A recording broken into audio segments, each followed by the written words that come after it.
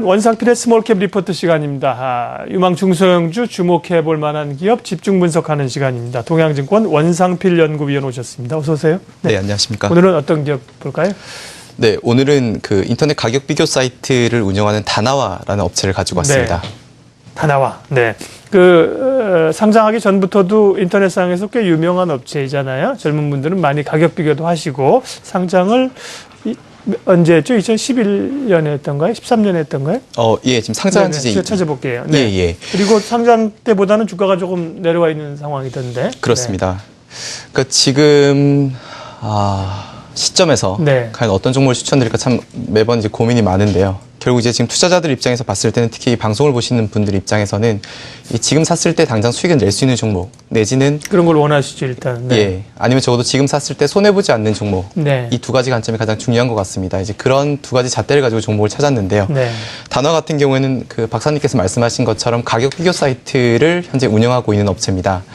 국내에 이 가격 비교 사이트가 한 7개 정도가 있는데요. 그 중에서 지금 다나와는 이 방문자 수 기준으로 업계 2위 업체입니다. 네이버가 지금 절대적으로 아주 1위를 차지하고 있고요. 그다음 이 다나와가 현재 가장 큰 시장 점유율을 차지하고 있습니다.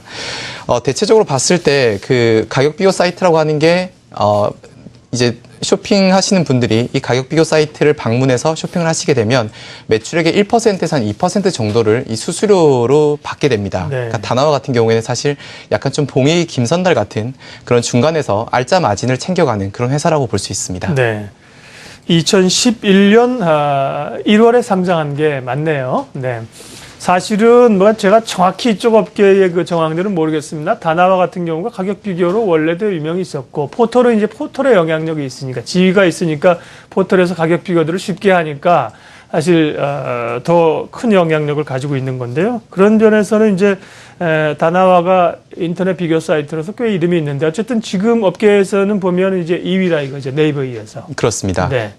그러니까 지금 보게 되면 사실 네이버가 포털을 운영하고 있기 때문에 절대적인 1위를 차지하는 건 매우 당연한 현상이고요. 네. 그리고 지금 대부분의 업체들이 다 대기업군으로 지금 재편이 됐는데 그런 와중에서도 다나와는 지금까지 순위에서 밀리지 않고 오히려 꾸준히 시장 점유율을 높여가고 있습니다. 굉장히 이례적인 현상이라고 볼 수 있는데요.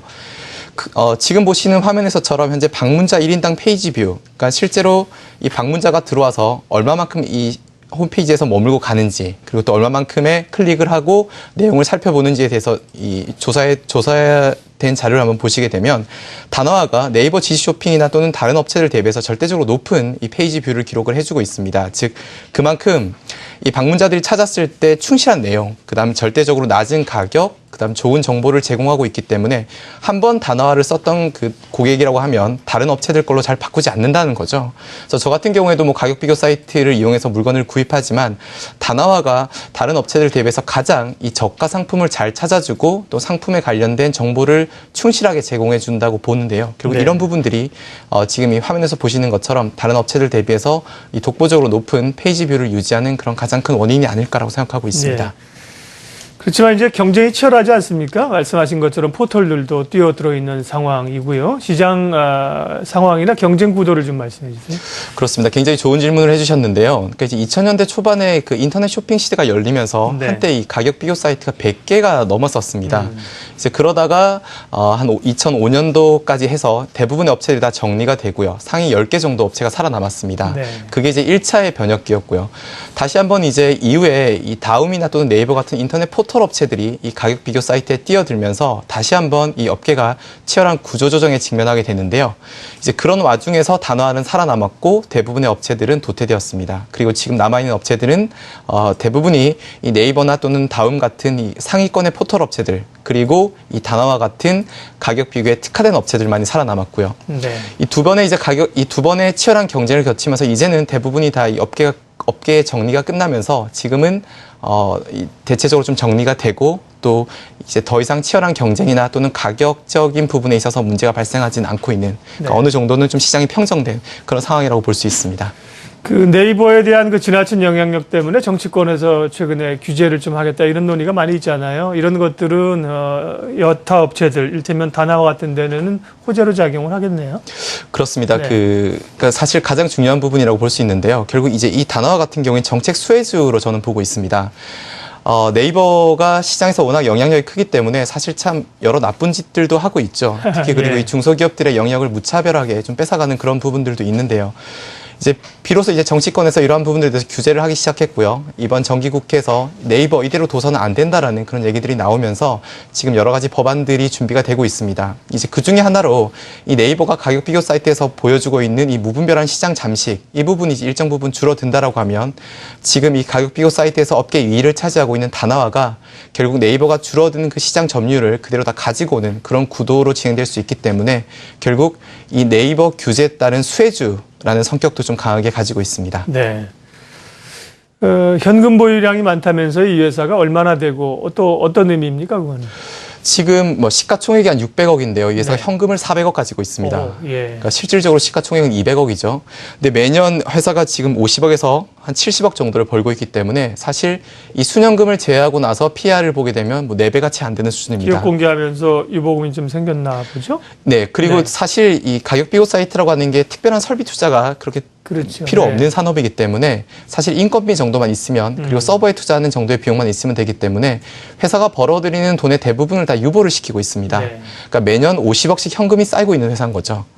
그러니까 이 현금 쌓이는 것들이 그대로 다 회사로 지금 들어오고 있고 이제 이런 부분들이 배당이나 또는 그 주주 가치 증대를 위해서 사용이 되고 있습니다. 그래서 작년 같은 경우에 주당 한 200원 정도 배당을 했고요. 지금 주가가 10,000원 수준이니까 한 2% 수준의 지금 시가 배당률을 보이고 있는데 올해는 뭐 200원에서 250원, 내년에는 300원 정도 이제 배당을 계속적으로 높여갈 거기 때문에 결국 이 순현금과 계속적으로 늘어나고 있는 배당 이런 부분들을 고려해 본다라고 하면 안정성이 보장이 돼 있는 거고요. 네. 여기에 더해서 지금 네이버 규제법이 본격적으로 발효가 되게 되면 결국 이 네이버가 이런 줄어드는 시장만큼 이 단어가 가져올 수 있는 그런 구조이기 때문에 정책 수혜주라고도 볼 수 있는 그런 모멘텀도 가지고 있습니다. 네. 자, 그러면 이제 구체적으로 실적이 어느 정도나 나오는지를 체크를 해봐야겠죠? 네, 올해 매출 290억에 영업이익률 22% 예상하고 있습니다. 지금 코스닥의 대부분의 업체들의 영업이익률이 평균적으로 한 6% 수준이니까요. 네. 코스닥의 웬만한 업체들보다 영업이익률이 3배 이상 높은, 그러니까 정말 알짜 기업이라고 볼 수 있습니다. 그런데 사실상 설비 투자도 별로 필요 없고 돈은 꾸준히 들어오고 있고 그 현금은 계속 회사에 쌓이고 있는 그런 구조이기 때문에 굉장히 안정적인 회사, 그리고 여기에 더해서 이 네이버의 규제법에 좀 영향도 받고 있고요. 올해 실적으로 보게 되면 PR 9배 수준이고 내년을 계산해 보게 되면 6배까지 떨어지게 됩니다. 현재 업계 평균이 한 13배 정도를 받고 있기 때문에 절대적인 지금 밸류에이션을 보더라도 싸다라고 볼 수 있습니다. 네.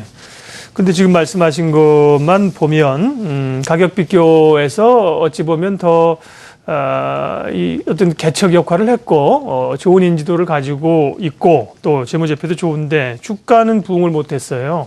2011년 1월에 상장할 때 대략 한 25,000원 수준, 최고가는 29,000원까지 갔었거든요. 그렇습니다. 이후에 한 3년 정도를 지금 계속 뭐 10,000원권 밑에서 있었어요. 소위 뭐 좀 좋은 표현은 아닙니다만 뭐 상당히 옆으로 이제 정체된 기는 흐름들을 나왔거든요. 예. 왜 그렇다고?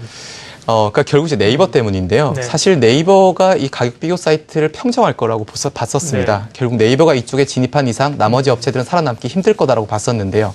오히려 네이버가 들어오고 나서 다나와의 시장 점유율이 늘어나기 시작했고요. 특히 이번에 이제 이 법안이 발효되게 되면 네이버의 규모가 훨씬 줄어들고 나머지 업체들의 MS가 늘어나고 그리고 그 중에서 업계 2위인 다나와가 가장 큰 수혜를 입을 수 있기 때문에 결국은 네이버가 그동안 모든 게임에서 다 이겼지만 이 가격 비교 쪽에서는 오히려 네이버가 제 위치를 찾지 못했다. 이렇게도 볼 수 있겠습니다. 네.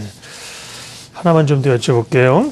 개인적인 생각인데 이제 시청자분들을 대신하기 때문에 저는 이제 여쭤보는 겁니다. 혹시라도 회사 관계자가 보시면 기분 나빠하진 마시고 회사가 근데 이제 앞으로 성장해 가기 위해서는 좀 뭔가 이제 성장의 모멘텀들이 좀 더 있어야 되는 거 아니냐, 일테면. 예. 예전에 뭐 팅크웨어 같은 것이 사실은 상장하기 전부터 좋은 기업이었잖아요. 상장하고 뭐 그 내비게이션이 한 차례 폭풍이 있다가 그 모멘텀이 확 꺼져버리니까 말이죠. 회사가 또 어려워지고 뭐 이런 상황이 있어요. 그런 점에서는 이제 보면 사업 구조나 이런 게 좀 너무 단순하거나 아직까지는 좀 기업이 작지 않느냐 이런 생각도 들거든요. 그렇습니다. 네. 박사님 오늘 참 날카로운 질문으로 저를 여러 차례 당황스럽게 하시는데요. 아, 그렇습니다. 그러니까 다나와는 지금 놓고 보게 되면 배부르고 등 따신 기업이죠. 네. 꾸준히 돈이 잘 들어오고 있고 돈 쓸 일도 없고 그리고 100% 현금 장사이기 때문에 굉장히 안정적입니다. 근데 이제 모멘텀이 부족하죠. 앞으로 회사가 얼마나 더 클 수 있을 것인가. 이제 그 부분이 문제인데요. 다나와 같은 경우 이제 주 고객층이 30대 남성입니다. 네. 그러니까 예전에 다나와가 이 PC 조립 분야에서 그랬죠. 좀 네. 특성을 나타내면서 네. 처음에 컸었기 그렇게 때문에 했습니다. 예, 그렇습니다. 그래서 지금도 아직까지 그 30대 남성 고객군이 많은데요.